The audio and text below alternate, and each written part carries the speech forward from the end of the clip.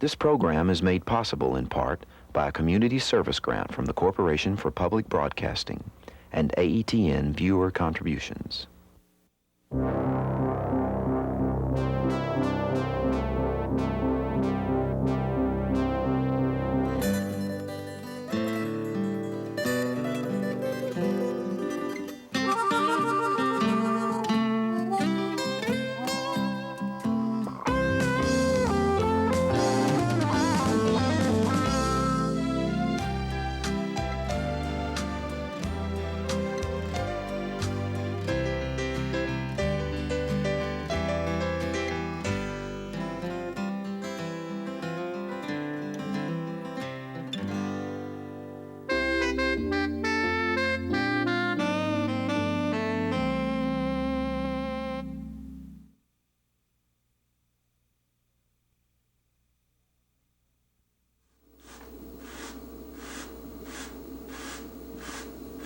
I have no problem with motivation. I am always behind in my paintings. Painting is essentially very therapeutic. A lot of people relate painting to a form of contemplation. The mind can truly function in two directions as you paint. In all honesty, this recent book that I have published, most of these stories were thought out very clearly as I painted. I would think through the story, and once in my mind I thought I had the story clearly thought out, I would get a basic composition book and sit on a couch in back of where I work on my paintings and sit there and write the story. When summer finally came and school let out, my father carried me up the river to the boot hill to stay a while with Uncle Will. Up there, the land was rich with bottom sand and so flat that you could see a water tower 8 miles away glittering in the evening sun, or see a thundercloud in time to reach the storm house long before the wind and rain would come. The roads all led north and south and east and west and seldom curved at all. And the dust was always ankle deep like summer snow. My uncle's farmhouse was the only one around for miles except for the Craigs across the road and down a piece. They had a daughter named Martha Sue who was 13. Hey, Martha Sue! Alvin!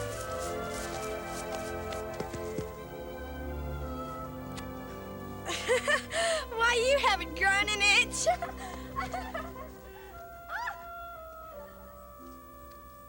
It was with her that I would climb a tree until the narrow limbs gave and swayed. And then she would climb on higher still and laugh in love as I clung below. It was Martha Sue who knew the time by the shadows on the ground or by the whistle of a train that blew across the county line.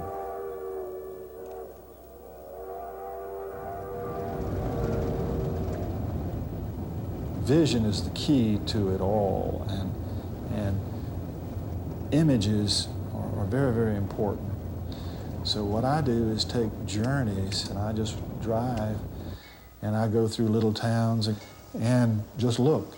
And when something strikes me as a very, very marvelous, pre-composed, even sometimes, elated visual moment, I record it.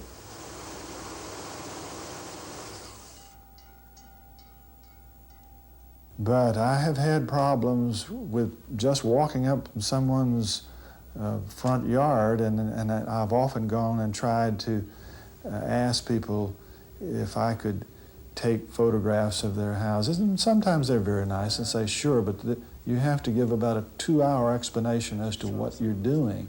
For paintings, I take photographs. This gentleman owns it here. Yeah, but the people always get real, get concerned. And you're taking a picture of a shadow across a window, a very innocent thing, but they've think 1,000 things. Marvelous moment of light on the side of a building, which is both abstract and realistic at the same time. I find the commonplace a very, very mysterious thing.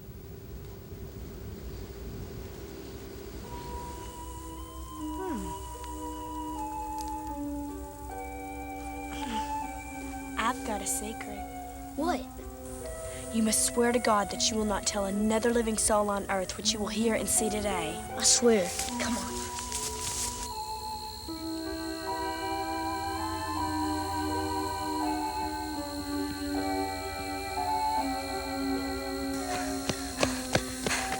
See this dye here on my eye? I'm gonna cast it off on someone else with secret words that I've learned. Come on.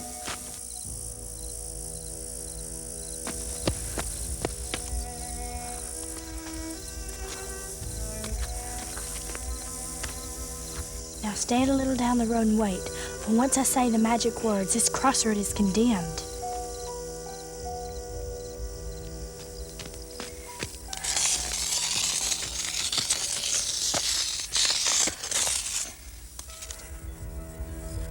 Hokum spokum rigamo-rye, man must live and man must die. Hokum spokum sty on eye, beyond the next one passes by.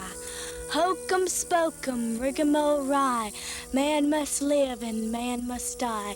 Hokum spokum sty on eye, beyond the next one passes by.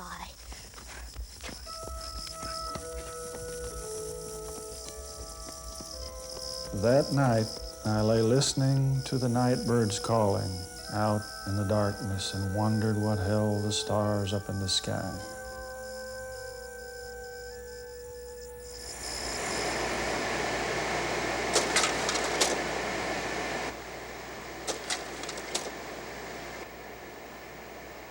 Making ordered art gives me pleasure.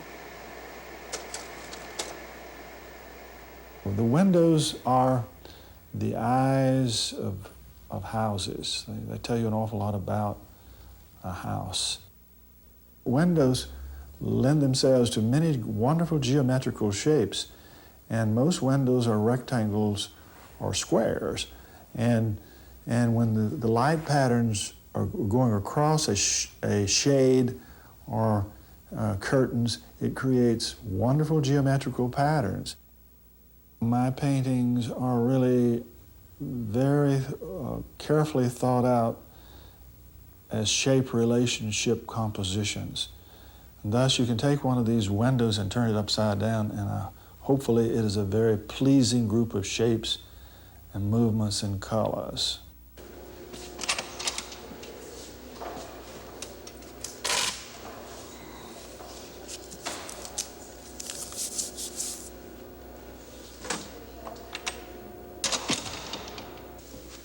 Nothing has influenced my work any more than the times I spent in the Boot Heel of Missouri, essentially from the time I was 8 until I was 14. You were in space and in silence, and you would hear things differently. And there was an awful lot of aloneness, not loneliness, but aloneness. It was still dark the next morning when I slipped into my overalls and quietly crept outside and slowly ran back down the road.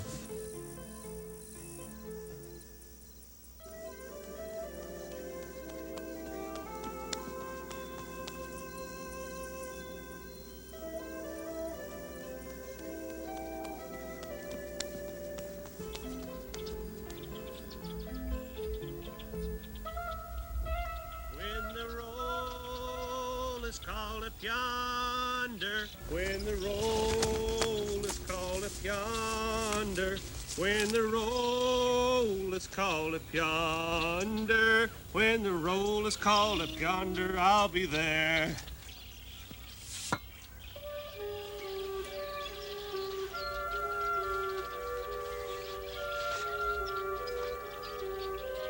When the roll is called up yonder.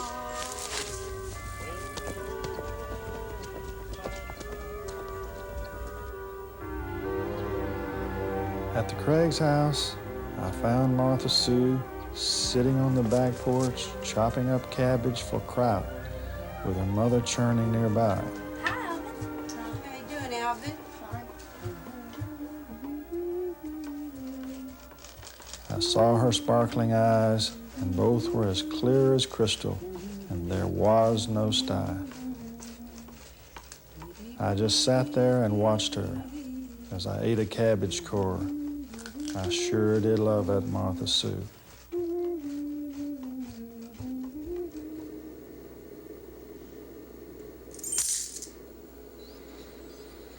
When I end the story and put the final period for the end of the story, it's very, very similar to putting the final stroke on a painting.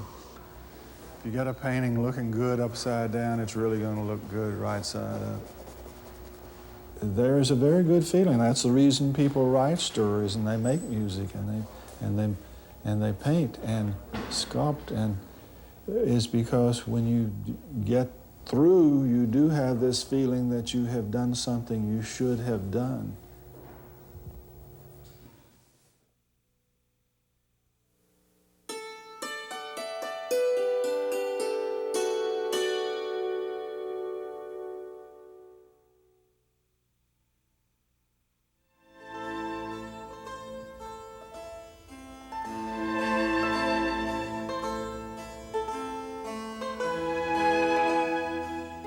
Anita Huffington speaks in the three-dimensional world of stone, marble, and bronze.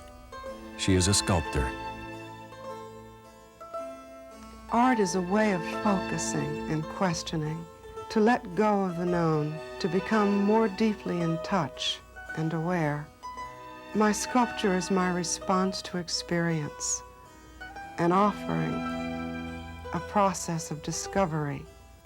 In naming and defining, we divide the artist from nature. The stone seems separate from the sculptor. But in the sculpture, where is that separation? Where does the stone leave off and the artist begin? It is difficult, if not impossible, to separate Anita from her art. They are a reflection of each other, viscerally connected. Her experiences, past and present, resound from mute stones. I started out thinking that I wanted to have a professional career as a dancer, and I went to New York. I studied primarily with Martha Graham and Merce Cunningham. It was an experience that will be with me forever. But after I was there for some time, it began to become clear to me that I was not as single-mindedly devoted to it as I would need to be. Anita's dancing brought her in contact with other artists, particularly those involved in abstract expressionism. The first time I ever began to carve stone, it seemed to me that I had finally found the medium that was an opening for me. We were living in a fifth-floor walk-up, and being a sculptor and hauling stones up there and not having the space. And I just came to a certain point where it was time to close that chapter and move on, and I felt a very strong impulse to be closer to nature. That impulse led Anita and Hank on a year-long tour of the country, looking for a place to settle. There were various practical considerations and romantic considerations. When we got to Arkansas, there it all was, mountains and woods, as Fayetteville. Although Anita abandoned New York as a home over 10 years ago, she maintains artistic ties. Some of Anita's nudes are at the Louis Mizell Gallery in Soho. She has bronze work done at Rainieri Casting in Manhattan, and spent most of the summer preparing for her opening at the Benton Gallery on Long Island.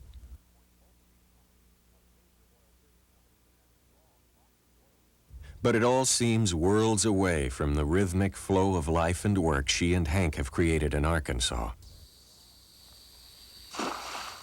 Hank, an editor in New York, now has time to read, concentrate on his journal, work in the garden, and handle their business affairs so Anita can focus on her art. Much time is spent where it might seem as if I'm not doing much of anything, but that's the thinking time, the time that I really am most productive.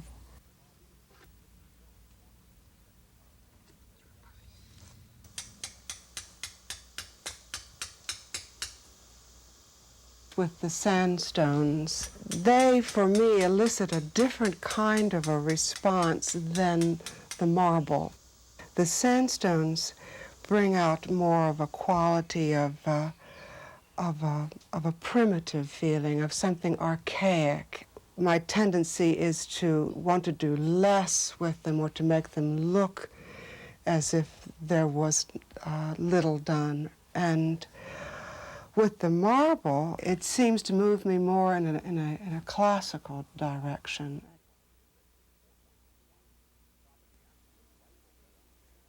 There are some pieces that I work on where it seems to flow out as if I'm just a vessel, or as if there's a process going on which I'm following, as if the stone is leading, and sometimes that will just flow out without much difficulty, and the piece will emerge more quickly. But other times, it's a very arduous experience where you just have to get in there and keep working without knowing what's going to happen. And finally, as you uncover it bit by bit, it begins to grow in your mind and it begins to take shape as you remove the material. I like the fact that it's a slow process that evolves over a long period of time. I like the fact of being here in this kind of solitude and quiet that supports that sense of timelessness.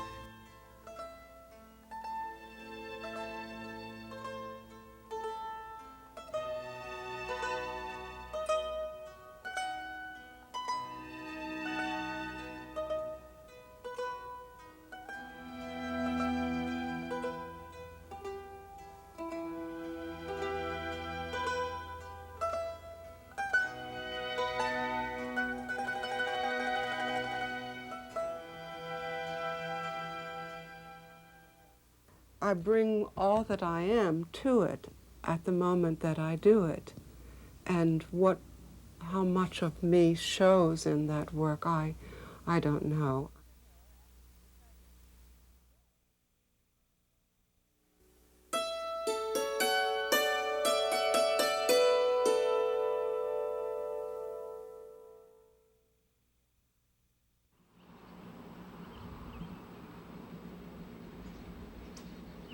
In the Ozark Mountains, just outside the town of Eureka Springs, Arkansas, almost hidden in a wooded ravine, there is a small chapel called Thorncrown.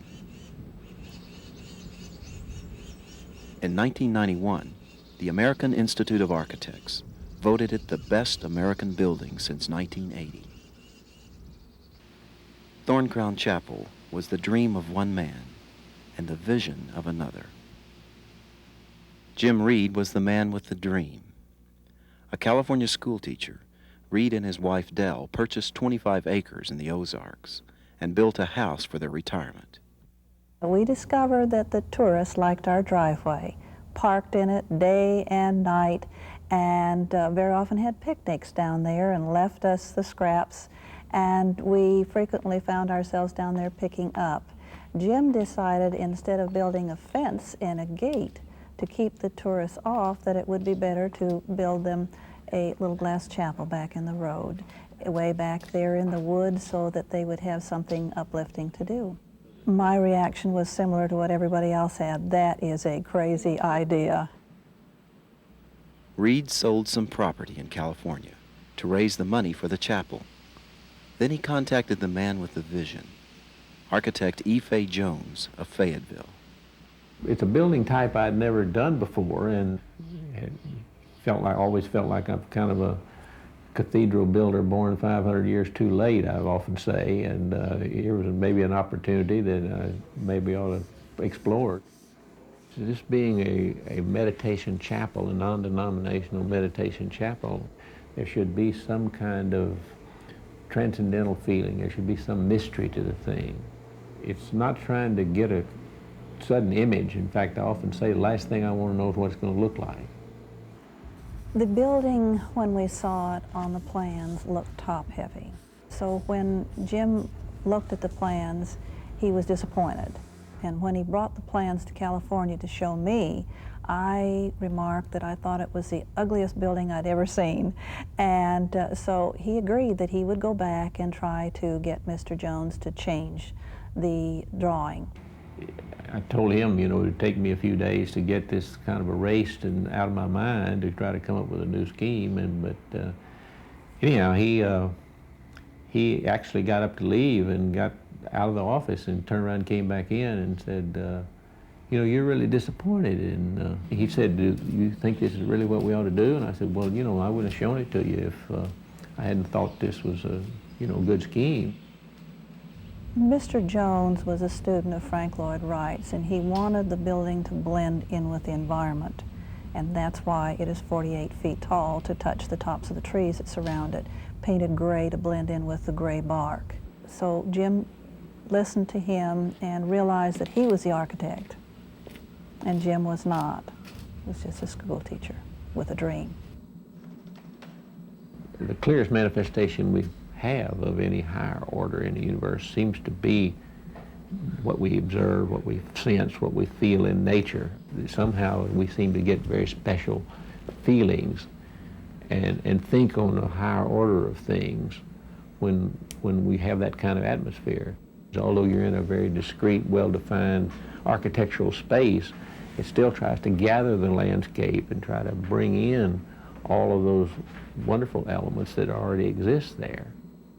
As the building was finishing up, I was very pleased with how it was coming along, and I got a little despondent there thinking nobody's ever going to see this place, And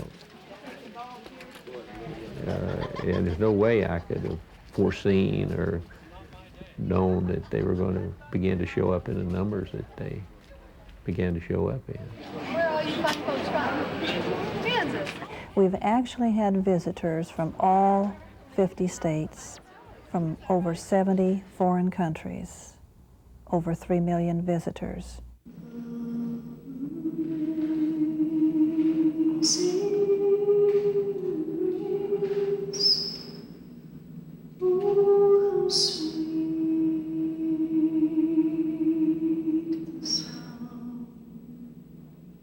Great things can happen when people have dreams and find the right people to help to finish their dreams, as Jim did with Fay Jones.